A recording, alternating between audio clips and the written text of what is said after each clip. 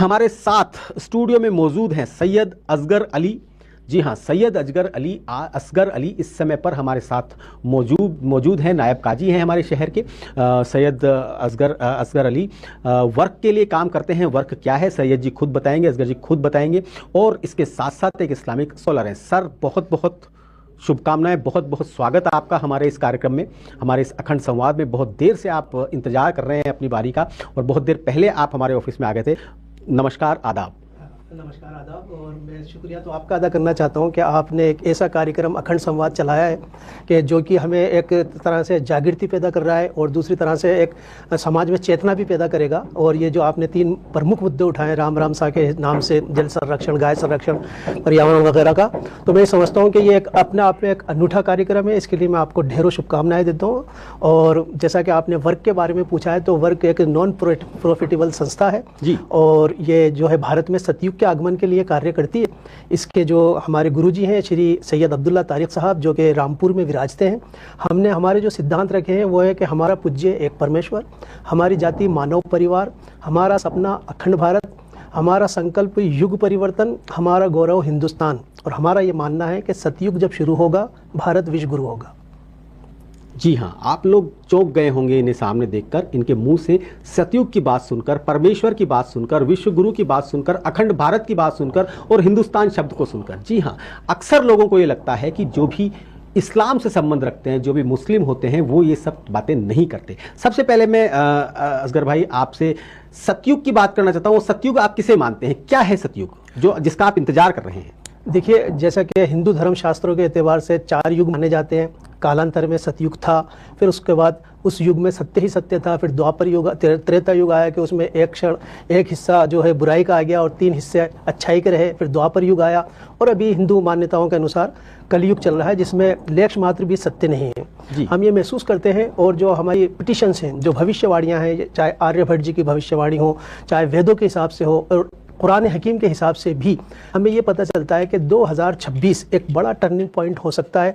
हम ये महसूस करते हैं कि सतयुग ऐसा नहीं होगा कि हमने लाइट जलाई और एकदम रोशनी हो गई। जिस तरह रात्रि दिन में प्रवेश करती है और दिन रात्रि में प्रवेश करता है, इसी तरह वो सतयुग की तरफ हम बढ़ेंगे। लेकिन इसकी निशानी क्या होगी? इसकी निशानी ये होगी कि आज कलयुग के इस दौर में हर व्यक्ति लालसा का लालच करता है। हर चीज़ वो अपनी लालच के लिए किसी का कत्ल भी कर देता है। तो कोई व्यक्ति सतयुग के आगमन में ऐसे हो जाएंगे कि वो अपना नुकसान बर्दाश्त कर सके। तो इसका मतलब ये समझ लीजिए कि सतयुग शुरू हो गया है। और मैं ये समझता हूँ कि सतयुग तो भारत के द्वार पर खड़ा है, लेकिन उसका सबसे बड़ी बाधा वो हम खुद स्वयं हैं।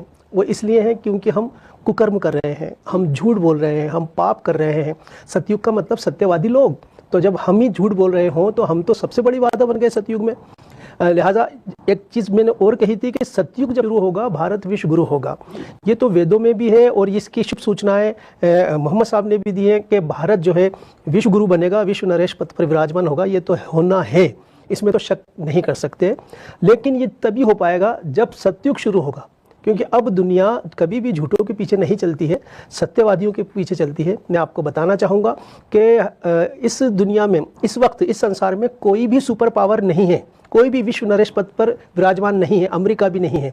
और हमेशा ऐसा भी हुआ है कि एक समय में 2 सुपर पावर भी रही हैं, लेकिन इस समय एक खला है, एक वैक्यूम है, जिसको भरने के लिए भारत तत्पर है, भारत खड़ा हुआ है।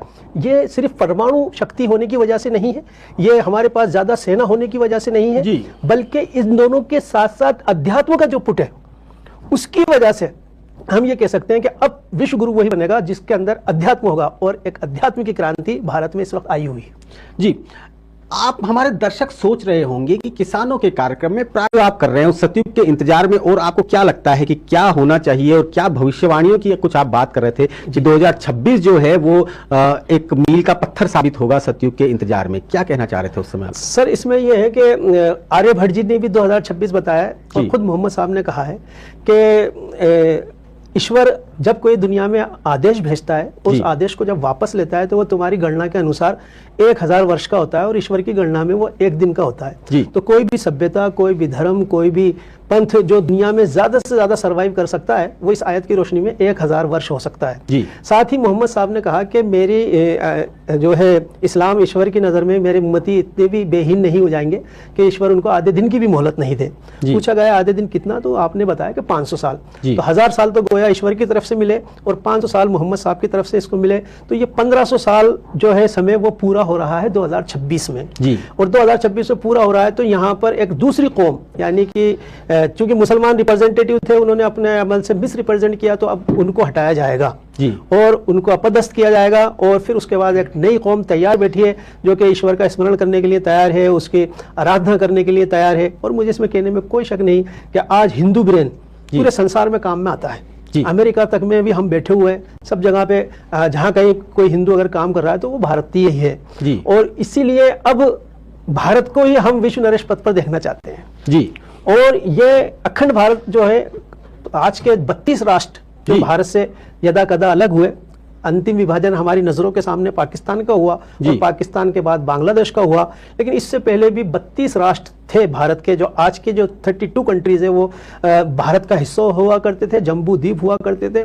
ये सब एक सर्वमान्य शक्ति बनेगी और जिसे हम कह रहे हैं कि आध्यात्मिक तौर पर हम पूरे संसार पर राज करेंगे, ये श्योर है, ये श्योर है जी। हाँ, लेकिन इससे पहले एक चीज और बताइए, उससे पहले एक अग्नि मंथन करना होगा जी, जो कि वेदों के अंदर बताया कि अग्नि मंथन करना होगा कि आगे वाली अरणी को और पीछे वाली अरणी पर उसको तुम परखो, उसके बाद जो तत्व ज्ञान तुम्हें प्राप्त होगा वो अग्नि है, और उस ज्ञान को प्राप्त करने के बाद हम जो है विश्व नरेश पथ पर विराजमान होंगे। ये वेदों की उसके अंदर श्रृंखला में बताई जाती है। ये बात एक बड़ा यज्ञ होना है और इसके लिए जो है कि हिंदू समाज बहुत जल्दी आगे आएगा। और जिस तरह हिंदू समाज में चेतना आई है, धार्मिक चेतना विशेषकर, पहले जो हम देखते थे कि पूजा का भी समय नहीं होता था और कार में से ही दूर से ही जो है ऐसे करके निकल जाते थे, अब सामूहिक उपासना का दौर बढ़ा है।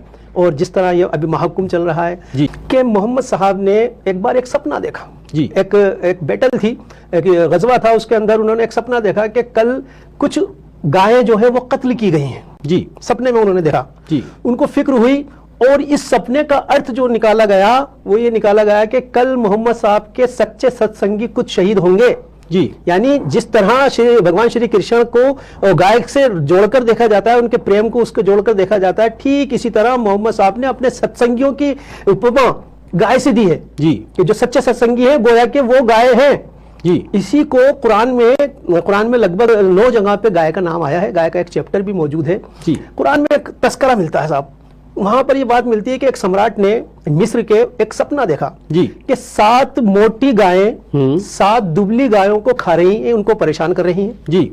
और कुछ जो खेती हुई है वो 7 अच्छी सुंबलात हुई है जी। तो इस सपने का अर्थ उन्होंने अपने दरबारियों से पूछा कि मुझे ये बताओ कि ये 7 मोटी गायें 7 दुर्बल गायों को परेशान कर रही है, इसका क्या मतलब है जी। किसी ने कहा जी तो आपका वैसे कोई भ्रम है। उन्होंने कहा नहीं, एक व्यक्ति है यूसुफ जो सपनों की व्याख्या जानता है, उसको बुलाओ। उनको बुलाया गया, उन्होंने कहा कि बादशाह साहब इस सपने का अर्थ यह है कि 7 जो मोटी गायें हैं, यानी कि आपके क्षेत्र में 7 साल बहुत अच्छी खेती होगी जी, बहुत अच्छा अनाज होगा, और आने वाले जो 7 साल होंगे वो बहुत खतरनाक होंगे और उसमें कमजोरी और दुर्बलता और परेशानी रहेगी। लिहाजा तुम जब 7 साल खेती अच्छी हो तो उस वक्त तुम स्टोर कर लेना अपने खेती को। स्टोर करने का तरीका भी बताया कि बालियों में से अनाज को मत निकालना, ऐसे स्टोर कर लेना जी। यहां मैं आपको ये बताना चाहता हूं और आपके चैनल के माध्यम से प्रत्येक मुस्लिम तक मेरा ये मैसेज पहुंचे कि अगर कोई व्यक्ति गाय को परेशान करता है, उसको सताता है, मांस खाना तो बहुत दूर की बात है, उसको अगर खुश रखेगा तो वो खुशहाल रहेगा जी। उसकी उपमा खुशहाली है, और गाय अगर तकलीफ में है तो आप तकलीफ में है जी। इसी बात को सत्यापित करते हुए जब लंपी बीमारी यहां हुई हमारे राजस्थान में, तो हमने 1 लाख लड्डू बनाए और इसमें टीम मित्राए हमारे विद्यानगर के जो हमारे विधायक थे राजपात जी, रजवी जी, उन्होंने इसको लेकर मेरा सम्मान किया और हमारी पूरी टीम वहां मौजूद रही। पूरे 1 लाख लड्डू निःशुल्क हमने वहां पर बांटे थे, उसमें पूरा वो हल्दी और जो भी औषधियां थी उससे गाय को बचाने के लिए ये किया गया जी। सवाल आपका ये था कि जी हाँ, मैं अभी भी उसी सवाल पर हूं। जब इतनी सारी बातें आप बता रहे हैं, इतनी सारी चीजें आप बता रहे हैं, तो उसके बावजूद भी गो तस्करी क्यों? हाँ, गो तस्करी देखिए हमारे यहाँ ये एक दोहरी नीति कहूंगा मैं सरकार की जी। वो ये कि जिस तरह हम दुग्ध निर्यात में नंबर 1 है जी, ठीक उसी तरह बीफ निर्यात में हम टॉप 5 में आते हैं, ठीक है। और इसमें ये भी बताना चाहूंगा कि हिंदुस्तान में देखिए, इससे पहले बताऊं जी। अगर अमेरिका में घोड़े बैन हो सकते हैं, घोड़ों को काटना, और इस्लामिक कंट्रीज में पोर्क बैन हो सकता है जी, तो भारत में जब भारत को गाय माता का दर्जा दिया जाता है, हमारा एक हिंदू समाज, बड़ा समाज, उसके अंदर कई भगवानों का वास उसके अंदर होता है, और श्री कृष्ण के साथ उसको देखा जाता है, और बल्कि ये कहा गया है कि गावो माता, और ये कहा गया है कि गावो माता सुरभि जी, गाओ सूर्य भूतानी, ये कहा गया, और बल्कि यहां तक कहा गया कि गावा सूर्य पृथ्वी वायु आकाश में नहा, और गावा सर्वभूतानी गावाता पुरुषास्य, यानी कि गाय जो है यही सूर्य है, पृथ्वी है, वायु है, आकाश है, और गाय सभी जीवों में है, और गाय मनुष्य में है जी। तो फिर क्यों भारत सरकार गाय के ऊपर बैन नहीं लगा सकती? सर, बैन नहीं लगी इसका मतलब गो तस्करी करेंगे? हाँ, इसका मतलब ये नहीं है कि गो तस्करी की जाए, लेकिन सवाल यह है कि गाय पालता कौन है जी, और उसको बेचता कौन है जी। सवाल यह है कि गाय जब तक प्रतिफल देती है किसी किसान को, बहुत ही एक दर्द भरी बात है जो मैं कह रहा हूं, और इसी डैमेज को कंट्रोल करने के लिए गोकुल आयोग बना और काउ कमीशन आयोग बना, ताकि एग्रीकल्चर डिपार्टमेंट के तहत इसको लाया गया और बहुत बड़ा जो है इसके अंदर वो दिया गया। लेकिन अब भी हम ये देखते हैं कि ये नाकाफी है कि एक किसान एक गाय को जब तक वो प्रतिफल देती है तब तक तो उसके कार्य के लिए होती है, गाय या भैंस दोनों को, और फिर अगर जब वो 10-12 साल में, आप जानते हैं जनन प्रजनन क्रिया के तहत वो बच्चा पैदा होता है, एक गाय पे लगभग 2000 रुपये महीना उसका खाना खिलाने का खर्च आता है, और जब बछड़ा पैदा हो जाता है तो फिर वो अगर नर है तो वो तो फिर किसी काम का नहीं है, उसके लिए तो तय है कि ये जाएगा कहीं ना कहीं, जब तक इसकी, क्योंकि आपने देखा होगा कि कोई भी भैंस जी कभी भी आपको आवारा नहीं मिलेगी फिरती हुई जी, क्यों? क्योंकि वो भैंस प्रतिफल देती है, और हत्या के लास्ट टाइम तक जब वो निष्क्रिय हो जाती है, प्रतिफल नहीं दे रही होती है, तब भी वो बिक जाती है।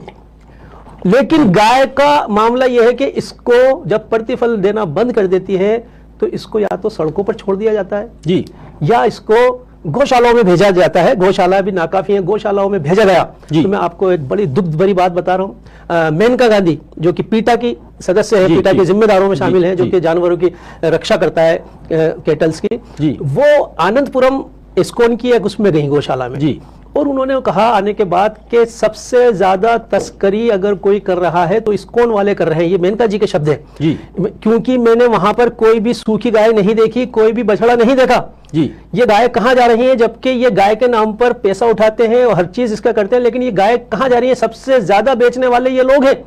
लेकिन हालांकि जो कि उसके फिर आपके सर मैं उसी बात पर रुका हुआ हूं, अगर बेचने वाले ये लोग हैं, गाय को किसी ने ध्यान नहीं दिया, उसे घर से निकाल दिया, उसे खरीदने वाले कौन है? मैं अभी भी बात उन्हीं पे कर रहा हूं। बिल्कुल बिल्कुल, मैं इस तरफ आता हूं, क्योंकि बात अधूरी रह जाएगी। तो इस्कॉन के जो नेशनल स्पोक पर्सन है युधिष्ठिर गोविंद दास जी, उन्होंने इसका विरोध किया मेनका जी का, बल्कि उन्होंने कहा कि हम 100 करोड़ का दावा उस पर ठोकेंगे, आपके पास कोई सबूत नहीं है। और बाद में बहुत से लोगों ने इस्कॉन का फेवर लिया कि, और वास्तव में फिर वीडियो भी उनकी तरफ से जारी किए गए कि जहां पर वुल्फ वगैरह और ये सब चीजें दिखाई गई। आपने बात कही, ये जो बात कर रहे हैं आप, ये छोटी मछलियों की बात कर रहे हैं जी। अभी भी मैं कह रहा हूं कि हम भारत बीफ निर्यात में नंबर 2 पर है।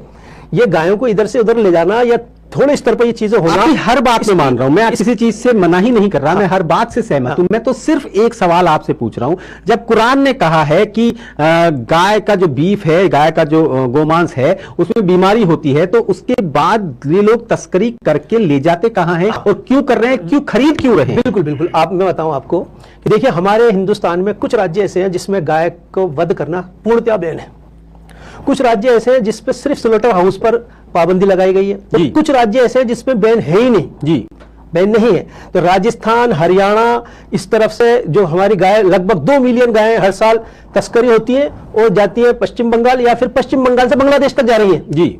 इसमें सब लोग शामिल हैं जी। इसमें जब ये बात आ रही थी तस्करी की या स्मगलिंग की या फिर व्यापार की, व्यापार की बात आ रही थी, तो श्री नरेंद्र मोदी जी ने ये बात कही थी कि आप इसको सिर्फ एक कम्युनिटी से मत जोड़ो। मेरे कुछ मित्र हैं जो जैन समुदाय से आते हैं, वो इसमें लगे हुए हैं। उन्होंने ऑन कैमरा ये बात बोली है, वीडियो आज भी नरेंद्र मोदी साहब के चैनल पर मौजूद है जी। नरेंद्र मोदी जी ने कहा कि ये इसके अंदर सब लोग शामिल हैं।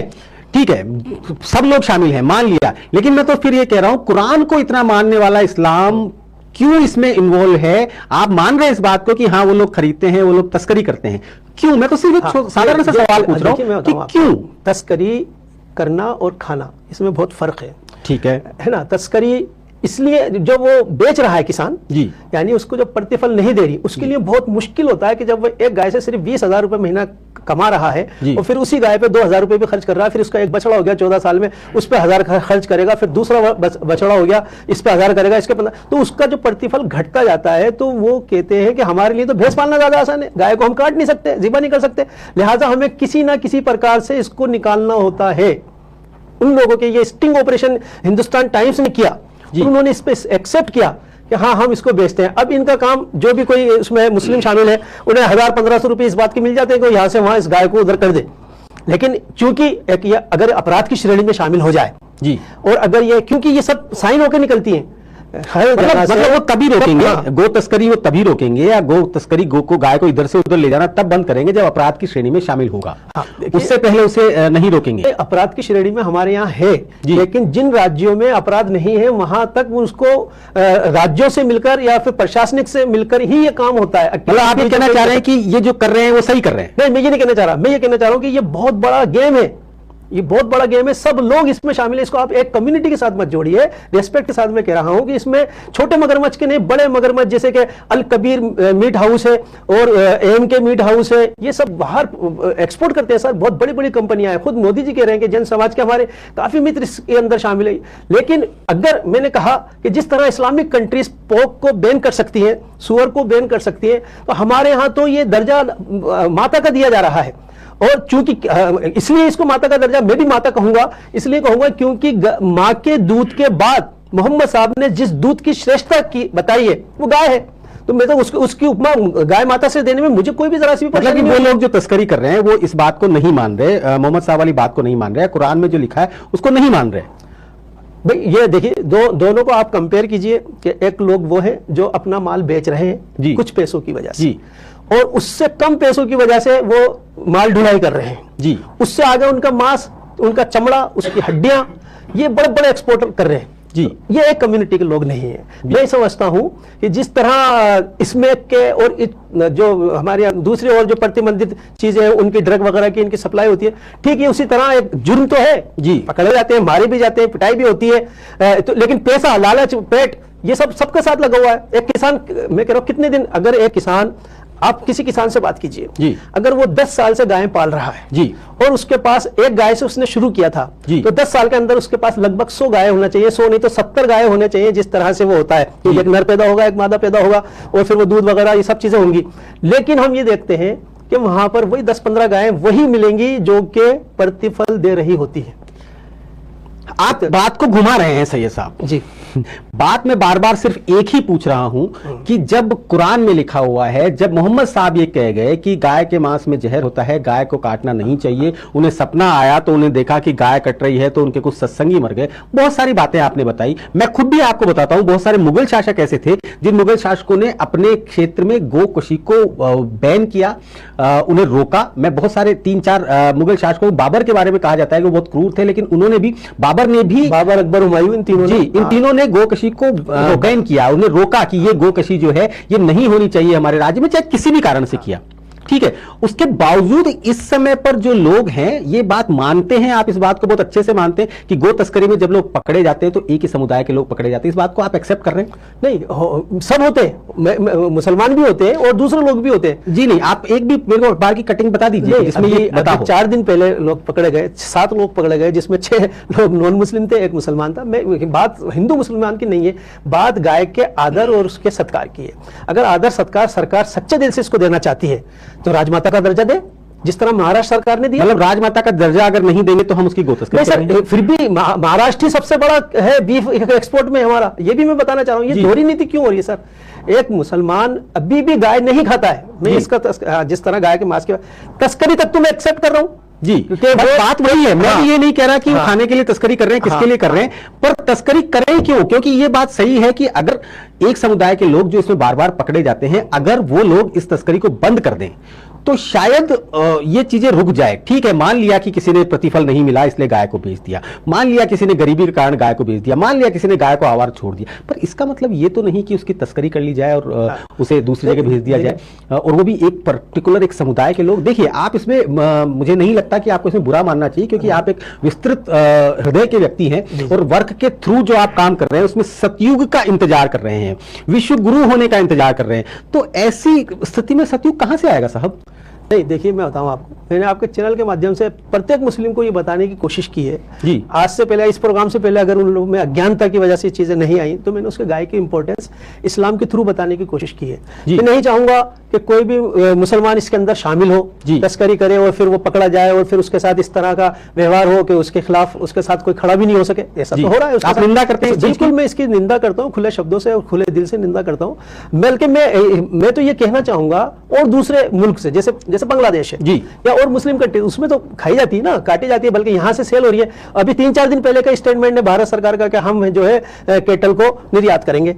तो अब केटल निर्यात करेंगे तो इसका मतलब क्या है कि यहाँ नहीं कटेंगे, कहीं और कटे जी। ये चीज तो हुई ना कहीं ना कहीं। लेकिन मैं उन लोगों को भी ये संदेश देना चाहता हूं कि अगर आप में तो कुछ भी आ सकता है सर। हाँ सब, लेकिन वो हम इसको अच्छी तरह समझ रहे हैं कि नेपाल हो गया और बांग्लादेश हो गया, यहाँ पर गायें ही ज्यादा जाती हैं, और चूंकि वहाँ 4 साल में एक रस्म होती है नेपाल में, वहां पर तो फिर हर चीज होता है। लेकिन और ईद बकरीद जो होती है उसके अंदर बांग्लादेश में और खासकर मुस्लिम कंट्रीज में इस तरह का हो जाता है। इंडिया में नहीं होता है। भारतीय मुसलमान इससे बचा हुआ है, और मैं समझता हूँ ये वास्तव में भारतीय मुसलमान एक तरीके से कह सकते हैं कि सच्चा जानकार है इन चीजों का, लेकिन फिर भी कुछ अज्ञानता की वजह से जो तस्करी में चले जा रहे हैं, मैं उसकी कड़ी निंदा करता हूँ और उनको इस धंधे को छोड़ना चाहिए। जी, चलिए, क्या है गाय का महत्व आपकी नजर में? क्योंकि आज हम जो कार्यक्रम कर रहे हैं उसमें गाय के उस महत्व की बात कर रहे हैं जिसके कारण आपके हमारे बच्चे एक ऐसा खाना खा पाएंगे जिसमें रसायन नहीं होगा। अगर गो कृषि पर किसान आधारित हो, गाय को काम में लेते हुए, गाय के पंचगव्य को काम में लेते हुए अगर खेती करे, तो उसको जो खाना, जो उसका उत्पाद होगा वो केमिकल मुक्त होगा, रसायन फ्री होगा। देखिए, ये गाय की इंपॉर्टेंस से तो इनकार नहीं किया जा सकता, और भी ऐसे पशु हैं जिनकी इंपॉर्टेंस है, होने चाहिए, उनको सामने रखना चाहिए। लेकिन चूंकि गाय में उसके मूत्र को भी लोग इसको पवित्र मानते हैं, उसके गोबर से भी, और बल्कि गोवर्धन पूजा दिवाली के फौरन दूसरे दिन होती है। तो गाय का महत्व हिंदू समाज में जिस कदर है जी, और उसका जितना आदर किया गया, सत्कार किया गया, और उसको माता तक का दर्जा दिया गया जी, इसी एतबार से मुस्लिम को भी उसको समझना चाहिए जी। और जिस तरह ऑर्गेनिक खेती की तरफ हम जाएंगे या हमारे जो बच्चे उस तरफ जाएंगे, तो मैंने भी इसी बात को कहा है कि इसके दूध में शिफा है, इसके घी में शिफा है, इसका इस्तेमाल करें, इसको पालें। जरूरी नहीं है कि वो सिर्फ हिंदू ही पालें। खुद मोहन भागवत जी ने ये बात कही कि मेरे ऐसे कई मुसलमानों को मैं जानता हूँ कि जिनकी गौशालाएं हैं और वो उनको पालते हैं, उनके संरक्षण करते हैं। कहीं कोई मना नहीं है, इस चीज से मैं सहमत हूँ बात को। मैं जो बात कर रहा हूँ वो सिर्फ वही इतनी सी बात थी। बाकी बिल्कुल सही बात है, गाय तो पूरे हिंदुस्तानियों के लिए माता का दर्जा गाय के लिए है, और गाय का जो महत्व है उससे कोई इनकार नहीं कर सकता। जी हाँ, लेकिन एक चीज और मैं बताऊं कि ये वेदास के अंदर हम देखते हैं तो उसके अंदर कम से कम 50 पशुओं का जिक्र है, जिसमें बलि प्रथा उसके अंदर शामिल है। कई ऐसे हमारे यहाँ मंदिर हैं जहाँ पर बलि प्रथा आज भी दी जाती है। हालांकि वो शायद खाते नहीं होंगे, लेकिन एक बलि प्रथा तक तो उसको रखा है।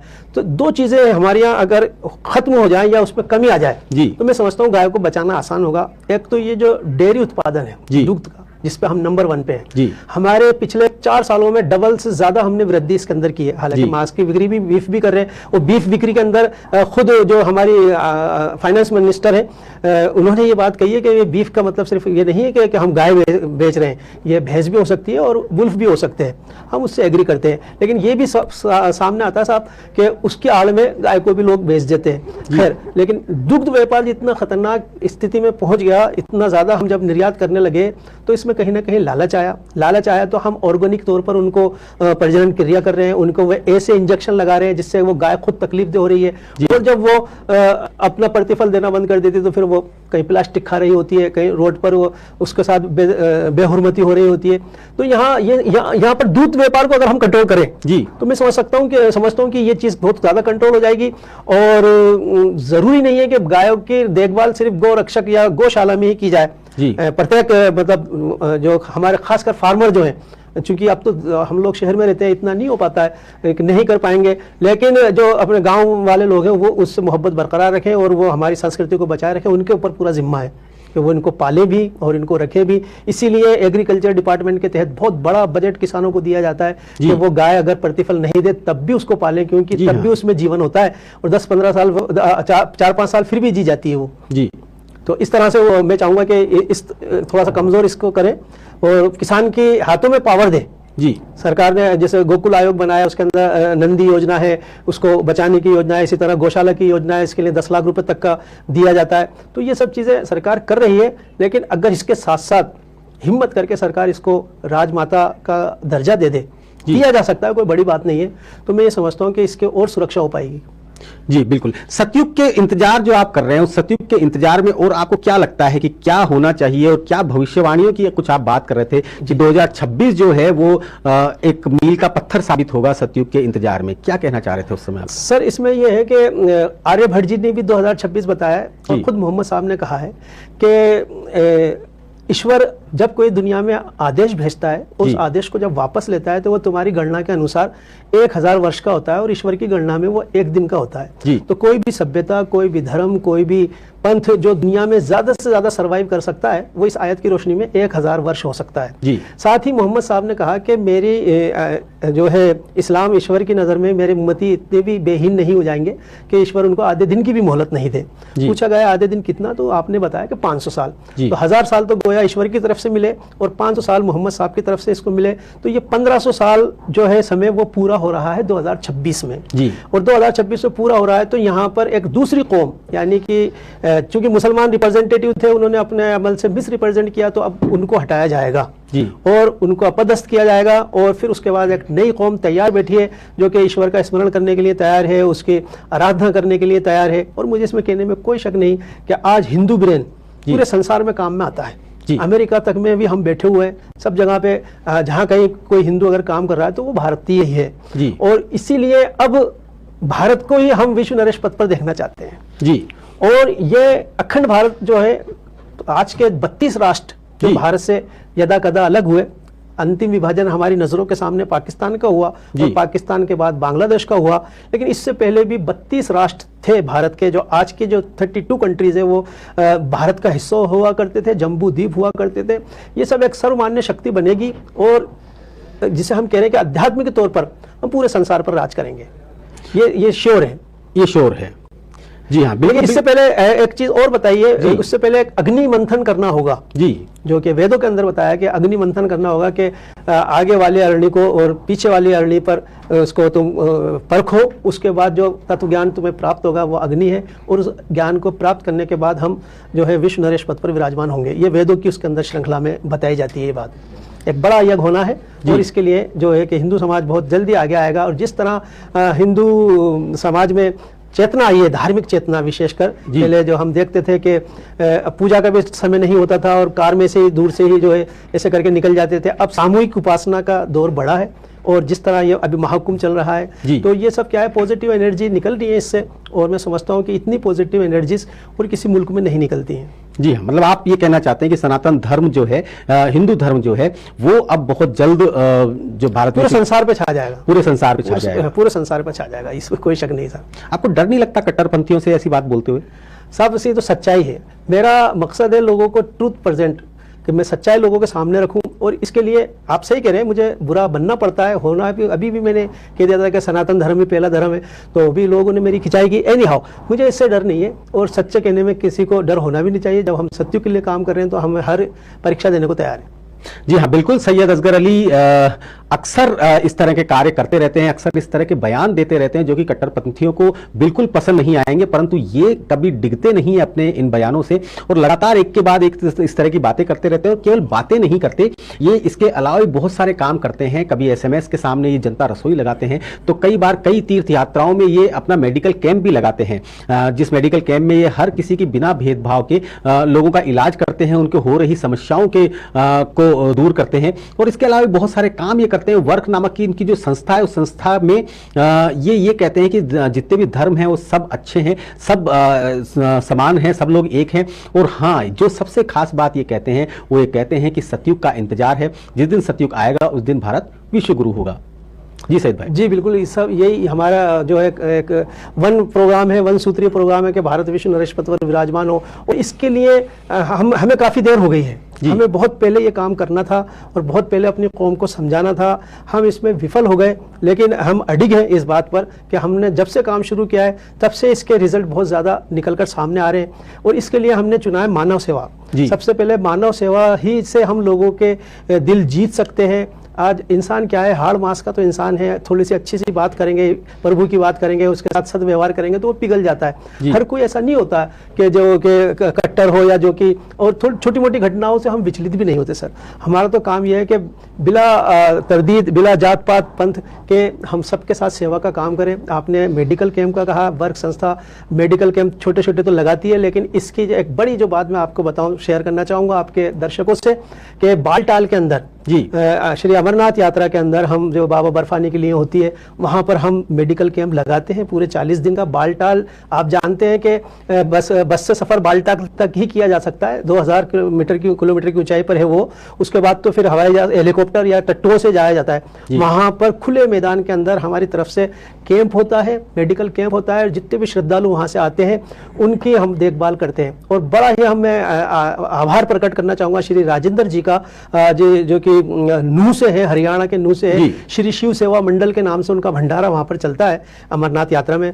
वो हमारी मेहमान नवाजी करते हैं साहब, और क्या मेहमान नवाजी करते हैं, हमसे पूछ कर खाने बनवाते हैं क्या खाओगे। और वहाँ पर श्रद्धालु होते हैं या वो भंडारा होता है या सेना होती है, फौज होती है। इसके अलावा हम ही लोग होते हैं जो वहाँ मूलतः कश्मीरी भी नहीं होते हैं वहाँ पर। जी, वो भी अगर होते हैं तो वो उन्होंने शॉल वॉल की दुकानें लगाई होती है और सर्विस दे रहे होते हैं। लेकिन ये सर्विस हमारी फ्री सेवा, और मैं ईश्वर से प्रार्थना करूंगा कि ये हमारी बंद नहीं हो। जी हाँ, बिल्कुल आपका सपना जो है वो बिल्कुल सही है, बिल्कुल सतयुग आएगा, बिल्कुल सही है। लेकिन उस सतयुग को आए उससे पहले हम अपने आप में सतयुग बना सकते हैं। अगर हमारे एक हाथ में गीता, दूसरे हाथ में कुरान होगा तो वाकई वो सतयुग वाला हिंदुस्तान होगा। हमारे एक तरफ अगर मंदिर की घंटियां और दूसरी तरफ अजान होगी तो बिल्कुल वो हमारे सतयुग वाला हिंदुस्तान होगा। आपके विचारों को मैं बिल्कुल अप्रिशिएट करता हूँ। अपडेट इंडिया की टीम लगातार आपके विचारों को से अवगत होती रहती है और आपको अप्रिशिएट करती है जिस तरह की बातें आप करते हैं। वाकई में असगर भाई, आप जिस तरीके से आज अखंड संवाद में रात के 2 बजे हमारे साथ बैठे हैं, रात के 1:30 बजने वाले हैं और हम 2 बजते ही हम हमारा आधा सफर अखंड संवाद का पूरा करने वाले हैं। उसमें आप आए, आपने अपने विचार प्रकट किए, गाय को माता कहा और आपने कहा कि गो तस्करी वाकई में एक अच्छी चीज नहीं है, जो लोग कर रहे हैं वो गलत कर रहे हैं। वाकई में आपकी यही विचार हमें पसंद आते हैं। आप हमारे कार्यक्रम में आए, हमारे स्टूडियो में आए, उसके लिए आपका बहुत बहुत पहले के सुनील सर, मैं अपने सीट छोड़ूं, हमारे ताऊ जी की एक गजल है, एक कविता है, उसकी कुछ पंक्तियां मैं आपको सुनाना चाहूंगा कि मैं भारत माँ का बेटा हूँ, मुझे भारत ने पाला है, मेरे दिल में मोहब्बत है, मेरे हाथों में भाला है। कहाँ है, कौन है ताकत जो मेरी आजमाएगा, मैं सपूते हिंद हूँ, दुश्मन मेरा बचकर नहीं जाएगा। जो भी मेरे प्यारे वतन की तरफ आएगा वो निकलेगा यहाँ से जैसे गोरों को निकाला है। मैं भारत माँ का बेटा हूँ, मुझे भारत ने पाला है, मेरे दिल में मोहब्बत है, मेरे हाथों में भाला है। ये कह दो दुश्मनों से, दुश्मनी से बाज आ जाएं। क्या बात है। मेरे जोशो गजब की आग को हरगिज न भड़काएं। अगर जहाँ अपनी प्यारी है तो वहीं सरहद पे रुक जाएं।